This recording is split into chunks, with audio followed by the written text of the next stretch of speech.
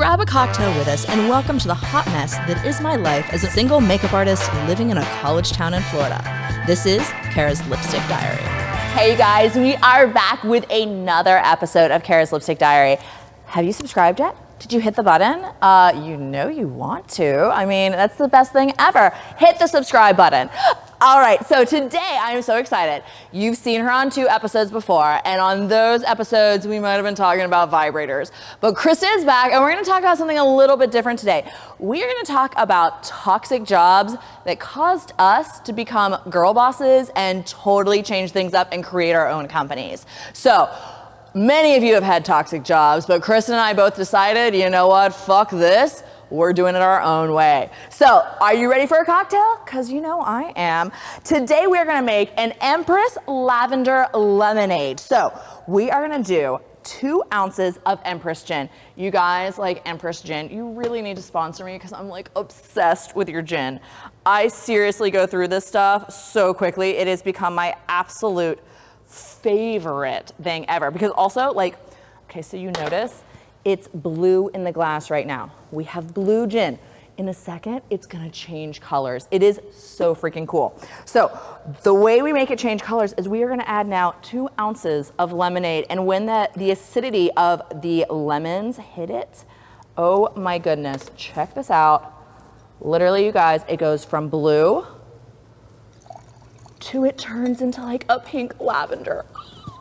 It's so cool. And we're gonna add a little bit more. We're gonna add 1 ounce of lavender lemon simple syrup. This is gonna be so good, you guys. I cannot wait. All right, you guys, are you guys ready? Let's go talk about toxic jobs and girl bossing it up. All right, you guys, well, this fabulous lady right here has only been on episodes where we talked about things that buzzed, but she's back, and we're gonna talk about something different this time. I'm letting her talk about things beyond sex toys. Are you excited that you get to talk about things besides sex toys? I mean, we get to, you know, spill a lot of tea. We do get to spill a lot of tea. I love to spill some tea. So, Crysta and I, we've known each other for years, and we have both worked in some very toxic work environments. And both of us realized there was more to life than that. We did not need to sell our soul for a job benefiting someone else. And we ended up both creating our own businesses and companies. And I think, you know, I don't know about you, because I always laugh and say the job that was so insanely toxic for me, even though it was horribly bad, it really taught me to value what the good is and also how not to ever be a boss.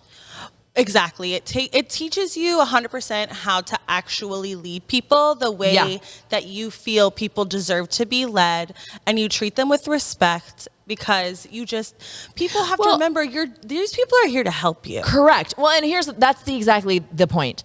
Your employees, you would not have your business without your employees. Really though. Like, honest to God, most business owners don't seem to realize that without their employees, they are not going to have a business. Their employees are what keeps it going. So I don't know about you, but when I started my business, I made sure that was the, you know, if I have someone working for me, I'm going to take fucking care of them. Right. And I think, you know, let's spill a little fucking tea, yo. Well, see, and I think it's also different. I mean, we have both smaller businesses in a sense where we don't have a ton of employees. Correct. Which for me helps. I work in food, so it's very difficult to find loyal, hardworking people who care about your product as much as you do. Correct. So that's first and foremost, like, okay, do I even want to hire anybody? And then it also differs because I started my company with my fiance. So I already had a built-in employee. Yeah. And then I don't know how long it took before you hired the second. My thing is I would bring someone on, and when they were trained and ready to go, they would usually flake out and leave. And also with me, I don't have consistent work to give someone else. Right, understandable. So like for me, when I do bring someone on, I make sure I take care of them when I can hire them. Yep. Because I worked a job where I was working 60 to 80 hours a week. My monthly take-home pay after taxes at the top of my pay grade was $1,700 a month, when I would say, hey, I worked 60, 80 hours this week. Can I have Monday off? I was told, will you do this because you love it? Oh. Motherfuckers, I like not being homeless also. Who has the gall to say? And by the way, my coworker right across the hall, if she put in 2 extra hours over the 40, she got a whole day off. And it's like people take advantage of those who are good at their job. Correct. And it took me years. I've never had an ego about this job. I've never been like, I'm the best that could ever be. I'm not the best in town, technically. Yeah. I mean, there's people who do bigger events and all that kind of stuff. That's not who I want to be. But honestly, it took Hunter, my fiance, so if I say his name 100 times, that's who I'm talking about, to be like, you don't need this. Yeah. Like, you are better than this. You're good at your job. Every single catering company I worked for was always at a starting point. They were never a fully established catering company because I had worked with some of them before as another vendor. I just decided that's not what I want to do. I want to be part of the ground up in case one day I start my own. Yeah. But it was always like, okay, every single one of these companies is tending to do really well afterwards. And I just never put 2 and 2 together. And it was like, oh, they're going to work you to the bone because you'll make sure your reputation isn't ruined around here because you want to be successful. Right. And I think that was so hard for me is where I was working, they knew that I had wanted to work there forever. I had grown up in town. I had volunteered there when I was in high school. Everyone knew that was my dream. And everyone knew that I was going to be a lifer. Yeah. So I chased down my former employer to get him to be like, here is my resume. I had to literally call him, check on where he could be. So he knew you wanted to work there. We're going to treat you like shit. You're like, okay, well, you find me whenever you are ready. Well, and let's go for it. It's like, okay, well, like, I need to tell you how much I want to get paid. I need to do this. You need to make sure you even like me. And none of us, I hate to tell this to employees, none of us work because we want to work and because we love your company. It takes a special person. Yeah, we work because we don't want to be homeless. And we might love your company, but really, bottom line, we don't want to be homeless. We want to eat food. To pay. Exactly. Cars so when they came to me for. and said, oh, well, you work 60, 80 hours a week, like, you do this because you love it. You're paying me $1,700 a month.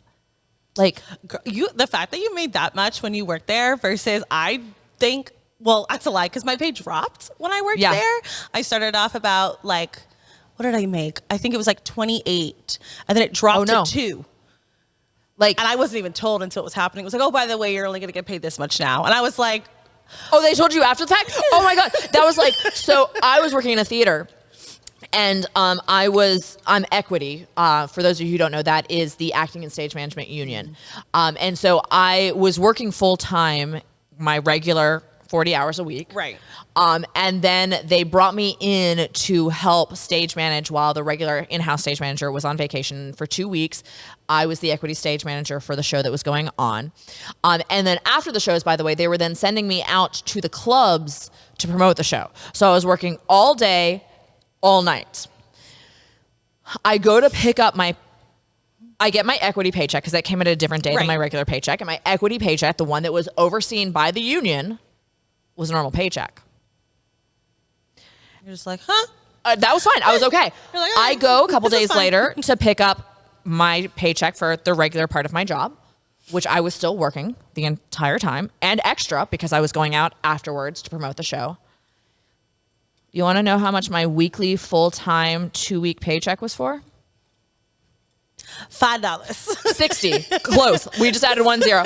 I was working. That was technically, if I had not worked any overtime, that was still 80 hours of work. I just don't understand. And I got a paycheck for $60.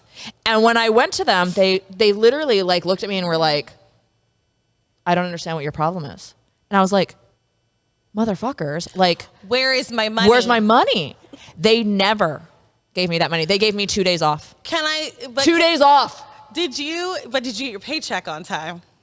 because that was always depended on which job. Because I had another job where like we never knew from pay period to pay period whether we were going to get paid. They would literally send out a mass company-wide email saying, we don't know if you're going to get paid this week. And then because I was director of development, they'd say, Kara hasn't raised enough money for us. Shut the front door. So my biggest thing is a lot of these companies I worked for, all of them have always had a restaurant component and a catering component. Right. Restaurant, they always got their money. Never a problem. Never a question. Normal clock in, clock out, which I understand. It's a little bit different when A, if you're salary, and B, if your hours are super wonky and you don't have a clock in, clock out situation. Fine. Whatever, I don't care. But like to be able to have to be like in the same office as the person printing those checks. Yeah. And you just looking at them signing all these checks and that like belong to someone else. And you're just like, I'm here with you. Where's my Monday check? through Friday, 9 to midnight some days. Cleaning stuff I wasn't even supposed to be cleaning. Organizing storage units that weren't my responsibility. I was like, I'm your catering manager. Why am I over here schlepping and like old refrigerators where that the you're in fuck trouble is for? your pay? And like, where's my money though? Like, where's my money? I was like, that's when I learned if I ever, for whatever reason, had to work for somebody else again, which I do now, and she's the most amazing, wonderful person. Right, I have a part-time job with someone now, and I'm like, she's amazing. She's exactly what I needed, but it was hourly. I was like, it will be hourly. Yes. Like, I will not be salary. I will never do salary again. Ever for the rest of my life. I recommend that to everybody. Yeah. Do not take a salary job unless you know. And now there are scheduled Monday there through are Friday some laws schedule. now that require that if you go over 40 hours, they are supposed to compensate you even on salary. Back in the day, there was nothing like that in place. Check. Well, and like for instance, in the company that I worked for, there was no HR. Same. We were a nonprofit, and there was a board, because by law, a nonprofit has to have that. Only problem was the head of the theater was the head of the board. Her husband was on the board. Lord. Their other partner was on the board. Her brother was on the board, and one other person. So if as an employee you had a problem, a legitimate problem, there was no one to go to. Yeah. Literally no one to go to. I remember like it was so bad. It was so fucking toxic for me. I mean, I literally cried every single day at work. I would puke on my way to work. It was horrific. And I stayed there for 5.5 years because I kept thinking like it's gonna get better. It's gonna get better. Work environments get out. As soon they as get you worse. Get that red flag, like you they gotta get leave. worse. You cannot. So it's never. Gonna I get remember better when in I that finally pulled the plug and was like, I'm out, yo. Like we done.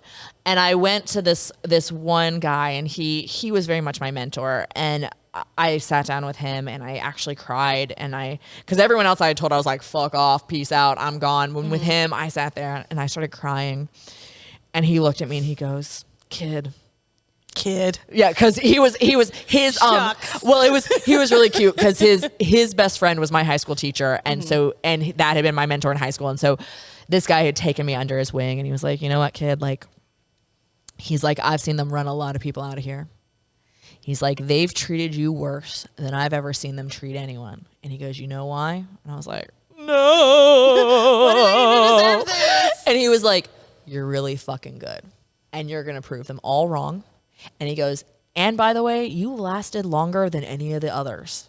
And even though they treated you worse, you fucking like held your own. Right. And he's like, I'm fucking proud of you. And I was like, Did thank you ever at one time like snap? Like, did you? I mean, I have so that never was my breaking snapped point in my life. That was my this last time, and I snapped. I literally, so the head of the institution literally would do everything in her power to prevent me from actually doing my job. I was supposed to be a fundraiser, and it was like constantly setting me up to fail, like left and right setting me up to fail.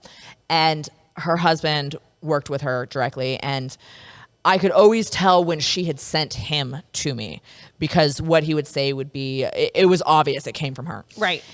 And so he had called me once again, putting a roadblock in my way for accomplishing what they wanted me to accomplish. Like, I cannot do this unless you do my job. Yes, I need to do my work. And so I had hung up with him, and my intern was in my office, and I said, my office was very separate from the rest of the offices, but it was right by the staircase. And I said loudly, I'm so fucking tired of bleep not allowing me to do my job, at which point that person walked by the office. Walked in. And I got pulled out and I got taken down the hall into her office, and she proceeded to scream and cuss me out so loudly that everyone else on the entire third floor was standing at the door of her office. They're all like, oh my God. They literally, when the office door opened, they grabbed me and like escorted me out of the building because they were like, holy shit. I had been trained in theater. When you get criticism like that, you sit there, and this freaks people out. You just sit there and you smile and you nod and you say, thank you for the feedback. I'll take that into consideration. That's why we're so great at events. Yes, and exactly. That's why we can handle brides. It's because we're like, thank you so much. Of course. Like, what do you need? We can handle that. So I just sat there while this woman, like, I had snapped, she caught me, and then she fucking lost her shit on me. And luckily, I knew that it was near the time for me to leave, so I had facts in the back of my head, and she tried to tell me that, like, I was the worst person who never had the job, and I was like, actually, I have the stats right here, and that's completely false. No. Like, no. But I just sat there, and, like, I got escorted out of the building. They literally sent me the next day after telling me that I was the worst employee they'd ever had. I was a bad representation of the institution, that I brought morale down, all this different stuff. They then proceeded to send me out the next day to try to recruit interns.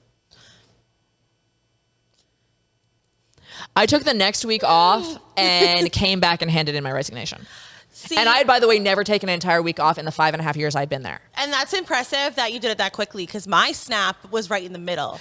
It was like I had just spent the night before. I mean, mind you, this place was disgusting. It was gross. It wasn't clean. And myself and the other person I used to work with cleaned it. I stayed there, I think, until 10 o'clock at night one time and just made sure everything was organized, and, like, to the best of my ability. I wasn't going out and buying, like, stuff from the home edit, but, like, I was doing my best. And then, like, the next day it was like something wasn't put away, but I had 10 emails I had to answer, and it was walking in like, why aren't these emails answered? What are you doing here? Why is this here? And I'm like, at one point I just looked and I go, because it isn't my fucking job. I literally was like, you hired me to do this, this, and this. You have some other people here who could be doing this, this, and this. Don't come in here and start coming at me. You need to learn. I literally said you need to learn how to fucking talk to people. Well, that is true, because I know who this person was. You need to walk into this place and not scream at your employees. You should say, okay, if there's something that you don't like, walk in and be like, hey, guys, like, let's have a meeting. Let's take a moment. But not at like 10 o'clock at night at a bar for a professional meeting. And then just berate people, and then to be like, we're going to go all out to dinner. There wasn't shade, by the way, in what I just said. No shade. I know there wasn't shade. No shade in that. Not like, we'll just take you out to dinner, or I know he bought people presents. That is like, oh my God. Every one of my bosses have been a him.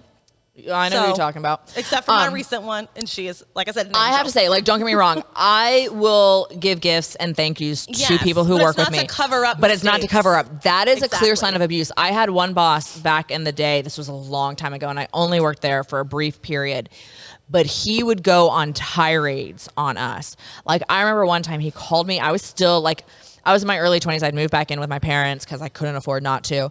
And he called me while I was at my parents' house, and he screamed at me so loud that, like, everyone in the house could hear it. He screamed things like, I'm going to ride you like a bronking buck today. Fuck you are. Super fucking appropriate to say to someone, by the way. And then instead of apologizing about that, his wife showed up the next day and gave me a present. How fucking toxic is that shit? It literally makes me, like, you know, it makes my blood boil more than anything. Because, like I said, I didn't even notice half the time it was happening. Right. Well, that's the other thing. I was like, this is really weird that this grown-ass man is yelling at me. Yes. Over doing my job well. Oh, but mind you, once I quit, apparently I quit because I did a really bad job at my last event. And I was just like, and told all the staff that. And I was like, you know, I could call that client right now, and I can tell you that there was tears rolling down her face saying, this was a phenomenal job. So, I don't think that that's what happened. I also have a successful catering company now, I mean, the job I left, when I handed in my resignation, the husband cried because he had been taking credit for my work. And then, get this. I had another company create me a part-time job. They created it for me and brought me over. My bosses at that job that I had left took my bosses at my new job out to lunch to slander me. Yep.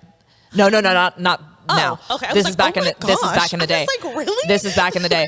They took that next boss out to lunch to slander me and tell them that they needed to fire me because I was such a terrible person, and proceeded to tell their employees that were still at the institution that if they were seen in public with me or interacting with me, they'd be fired. That is wild. Yeah. And they also didn't think that I would hear all of this. But the That's energy. What's even funnier. Like, they still try to reach out to me and act all friendly, and I'm like, but the motherfuckers. The energy it takes to go behind something like that, yes. and then to just slander you is absolutely wild. I found really funny as I was like, how fucking powerful am I? If they're spending this much energy and they're this concerned about all of this. Because normally when an employee leaves, like a fucking employee leaves, like shit like that happens. You just say, oh, they moved on. They moved on. And I mean, but I moved on with a 4-week notice, right. and I was still a problem. They like literally went to my next boss.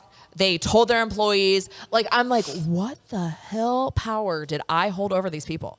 Like, what the hell power did I hold? And it's something that you have to work on to learn, though. Because it's like I said, you're not in this thinking that. You're like, oh, it takes years, mostly afterwards, to realize this wasn't my fault. Right. These people are just not good people most of the time. And they could be great to other people. 2 years after I left, I got called in by the new person running the institution that had been there when I was there. And they proceeded to ask me for all of my like contacts in town in my little black book because they didn't know how to do their own job and wanted me to just give them all the information. And I was like, I don't know how you stayed I was 5.5 such years. a fucking bad employee and such a horrible person, but now you want all my secrets? How is it? Like, I just don't know how you stayed that long because I think I worked there for 8 months. You want to know why I stayed that long? But it was because of Hunter Y left. I probably would have still be working there right now. I probably would even be here. My family kept telling me that it wasn't as bad as I was saying it was. Well, we know. And that I needed to stick it out. And this was my dream. And that I needed to stick around because there's no way it was that bad. And then my mother actually came and volunteered there one summer, once a week. And she looked at me and she went, oh, this is actually worse than what you've been telling us. And I was like, yeah, motherfucker, I've been downplaying it. Like, you didn't believe what I was saying to begin with, so I knew you sure as fuck weren't going to believe the reality of it. It's absolutely wild. I mean, it took, like I said, I tell him this all the time. I'm so lame and like, ugh, for saying this, but Hunter has taken me out of every single job that he saw me spiraling. Yeah. My first ever catering job out of college, it was just too much for me to handle. Hindsight was just like age and not mature enough, and to be given a whole section of a company just being like, you're now in charge when you're 22. Yeah, 22, none of us are. Wild. Very few of us are ready. I mean, when I tell you the amount that I was like drinking. Yeah. Was like he literally looked at me. He's like, "It's either gonna be this job or it's gonna be me." And I was like, "Oh, fuck this job." Yeah, bye job. I was like, bye. I don't need this. I was like, I saved it, but I waited. He told me that I waited like a certain amount of months, saved up a ton of money because I didn't want to have to worry about bills. And then I was like, you know what? This is the day. It was like right before my birthday. I was like, okay, I'm done. The next company I worked for, totally fine, somewhat, because turns out parents own slaves, so they were a little bit racist and would clap at me. So I was like, that's a problem. Gotta leave that for my own, safety and wellness. Fuck. Because what if the one day something goes missing? Who's gonna probably be the one to blame? The black girl. Yeah. And then the next one was just hell in a handbasket. And every time he was like, "It's time for you to go. You don't need this." That last one. It was interesting because that boss of yours had the weirdest reputation. Because it was either the worst reputation or like the wrong people loved him. Yes. And that was when because I knew this boss. I had to interact with this boss. Well, you've known a couple. Yeah. But this one in particular. This is the core. This pot, not that pot. He was such an odd one because like his reputation was so all over. And like literally when I stepped back and went, the only people who truly respect you are the people that I don't respect. Which is insane. That's a problem. And that was a whole section that I wasn't used to. It's like, I've been in Gainesville for now a decade, and I know a lot of people in the industry, but somehow never really knew of this person. Right. And it was like, I'm somehow in this food and beverage event for the last decade, and I don't really know a lot about this person. Either it's because he hasn't done anything wrong, or his reputation's technically pretty okay, and no one has had a reason to say anything. Yeah. But then the moment, I mean, I'll never forget this. I went into a restaurant that was nearby, and one of the former waitresses, dear Lord, at one of his establishments walked in, and she goes, "Hey, I know you." And I was like, "I know you too." I just couldn't like connect where I knew her from. And she was like, "I made it out." And I was and like, you're like, I was like, what? Like, what does that even mean? People on the street are walking up being like, get out. Thank you for leaving because it helped me leave. Yeah. And hearing, I guess, all the stuff that was being said about myself and another person who had left a little bit after was just like, what? I mean, I knew it was bad, but like, I don't know if it was bad for, obviously it's not bad for everyone because there's some people who are still there for some reasons. Well, I mean, and I think it's sometimes hard because I mean, I stayed at my toxic job for 5.5 years. I just, like I said, I don't know how you did it. And it was because I kept thinking it's going to get better. This is not real. I'm blowing it out of proportion. Like whatever it was in my head, I was convinced that like, it's not that bad. It's not. And then it was like the minute I got out, and the weight lifted from my shoulders. I could breathe again. It was like, oh God, it was worse than I thought it was. This was bad. Yeah, and like I said, like you could have talked to me a week later and I'd have been like, I mean, yeah, I got yelled at sometimes, but it like wasn't that bad. I still like got to do what I love, which was cook for people and set up these beautiful displays. But then after it started like turning in my head, I was like, literally the next day I was like, oh shit, I didn't know how bad it was. Yeah. Mine was an instant switch. Like there was no delayed reaction. But I think the thing is that we both came out of it. We both realized a majority of your life is work. Yes. You better fucking work enjoy and sleep. It. Yes. There's only so much Real Housewives I can fit in a day. Exactly, right? But a majority of our life, we are working. And if we are in a toxic work environment, if we are miserable at our job, if we are crying every day, if you can't take note of that. Take note. If you feel physically in your stomach ill on your way to work, you need to need to stop. Is it work? Is it home? What is happening? That's making me? Am I relieved that I'm leaving my home, or am I relieved coming home? Yeah. And if you realize that you're getting sick on your way to work every day, and you are literally like crying your way through the day. Not sleeping, not eating, not like it was bad. Yeah. That's not worth it. No. Find something else. There will be another job that's perfect for you. And your perfect job may not be what you thought it was on paper.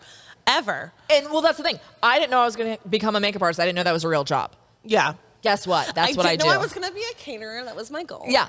But I had no clue. But I think that's sort of the moral of this story is we don't need to be such slaves to our job. You stay at the job forever. The longer you're there, the 50 years at the same company. You know what? We don't live in that world anymore. And if your job is toxic, it is time to move on. The longest I've ever stayed at a job was the Gap, which I can say because it was absolutely wonderful. I stayed at the Gap. I loved working at the Gap too. I worked at the Gap. Oh my God, I loved working at the Gap. That was actually one of my favorite jobs ever. Technically, I wouldn't. Gap, you do a great job. You have a great work environment. I love a jean wall. It's my God, I am so good at like board folding shirts now.